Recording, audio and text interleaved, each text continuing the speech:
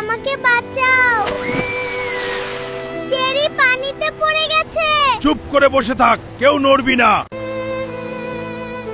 Cherry তো ডুবে মরে যায়, বাঁচান প্লিজ। সকাল হয়ে যাচ্ছে, একটা বাচ্চার জন্য আমি এত বড় রিস্ক নিতে পারবো না। চুপ থাক সবাই। বল,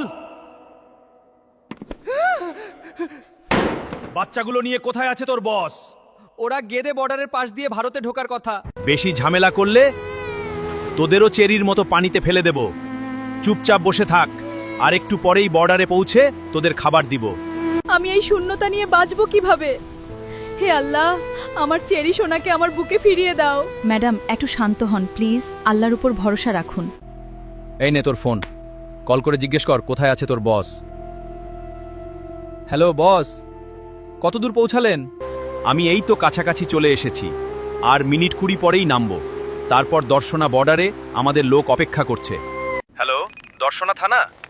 একটা চাইল্ড ট্রাফিকিং গ্যাং কিছু বাচ্চা নিয়ে পানিপথে গেদের পাশ দিয়ে পার হবার চেষ্টা করছে। আপনারা একটু ফোর্স পাঠান। ওরা নদীপথে দর্শনা সীমান্তের দিকে আসছে। সময় খুব কম, বাচ্চাগুলোকে সীমান্ত পার হওয়ার আগেই উদ্ধার করতে হবে। সব ইউনিট প্রস্তুত হন, অপারেশন শুরু হচ্ছে। সবাই সতর্ক থাকো, সময় খুব কম, বাচ্চাগুলোকে সীমান্ত পার হওয়ার আগেই উদ্ধার করতে হবে। কেউ পিছিয়ে পড়বে না।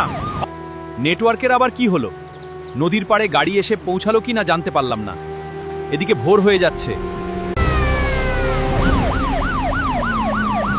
চারদিক থেকে ঘেরা পড়েছো, আত্মসমর্পণ করো, না হলে গুলি চালানো হবে।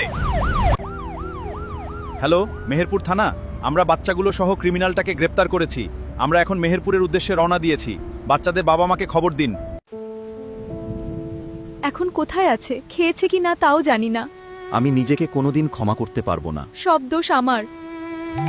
হ্যালো হ্যালো, আমি মেহেরপুর থানা থেকে বলছি। সব বাচ্চাকেই জীবিত উদ্ধার করা হয়েছে। আপনারা থানায় চলে আসুন, ওরা নিরাপদে আছে।